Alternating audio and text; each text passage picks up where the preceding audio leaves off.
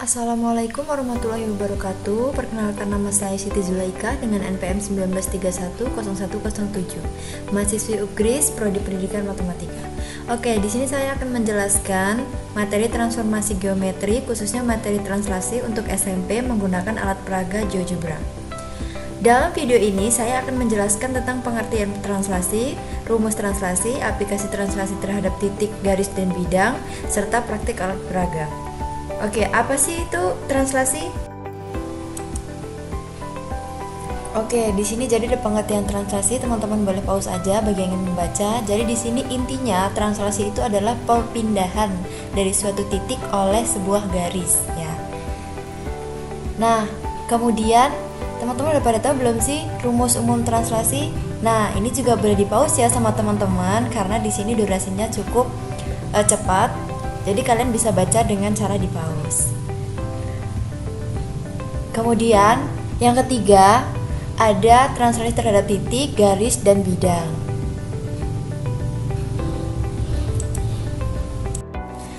Oke, jadi di sini aplikasi translasi terhadap titik, garis, dan bidang itu adalah sebenarnya prosedur atau langkah-langkah ketika nanti kita akan praktek dengan alat peraganya ya teman-teman.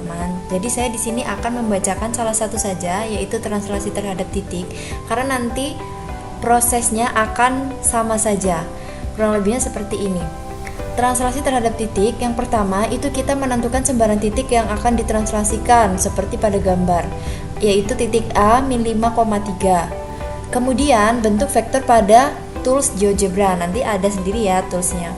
Kemudian klik pada menu Translate to Vector dan klik titik A, kemudian klik vektor. Kemudian translasi dari titik A sudah ketemu, yaitu A aksen min 2,6.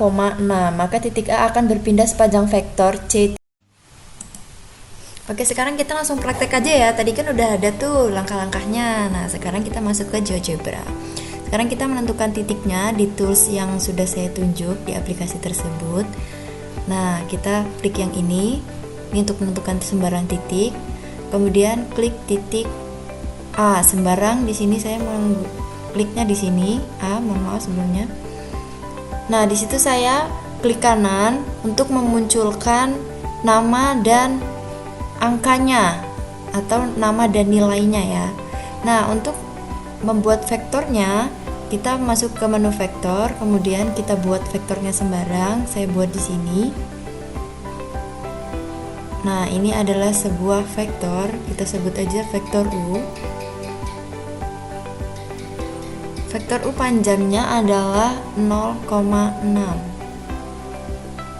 Nah, untuk mentranslasikan kita masuk ke menu translasi, terus translate by vector, kemudian klik titiknya, kemudian klik garisnya. Sehingga translasi dari titik A itu adalah A aksen sama dengan 6,-12. Dia berpindah sepanjang vektor tersebut. Nah, di sini saya warnain merah untuk membedakan hasil translasinya.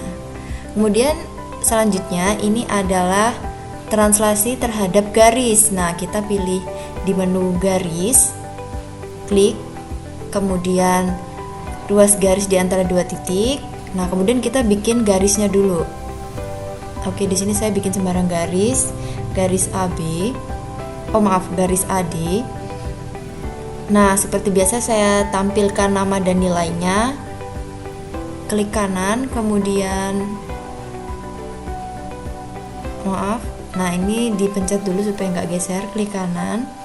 Ini saya kontrol, kemudian klik kanan, nama dan nilainya ditampilkan. Oke, close. Setelah itu prosesnya hampir sama seperti tadi. Kita masuk ke menu ini, kemudian translate by vector, klik garisnya, kemudian klik vektornya. Nah, jadi hasil dari translasi vektor terhadap garis AD yaitu A aksen 2,10 dan D aksen 8,16. Jadi translasi garis ini sepanjang vektor CB, maaf. Nah, kurang lebih langkah-langkahnya sama saja untuk yang bidang. Ya teman-teman, tidak cukup sulit. Di sini saya menggunakan mengganti warna untuk menandakan bahwa itu adalah hasil dari translasi. Yap, sekarang untuk yang translasi terhadap bidang, kita klik pada tools ini, kemudian klik polygon. Nah, di sini saya akan membuat sembarang bidang, yaitu bidang segitiga. Klik, seret, kemudian seret hingga membentuk sebuah bidang. Oke, jadi ini ada bidang AED. Kemudian akan saya translasikan seperti biasa, akan saya munculkan dulu nama dan nilainya.